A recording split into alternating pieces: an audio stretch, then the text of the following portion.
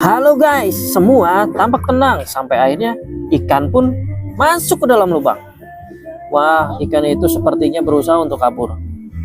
Tapi yang punya kolam pun mengambil sebuah ember lalu memasukkan ke dalam pipa. Dan yang terjadi, ikan pun masuk ke ember dan gagal kabur. Lalu yang punya kolam pun memasukkan lagi ke ember. Dan ikan tersebut masuk lagi guys ke lubang. Apakah yang sekarang dia akan berhasil kabur guys? Coba kita lihat lagi.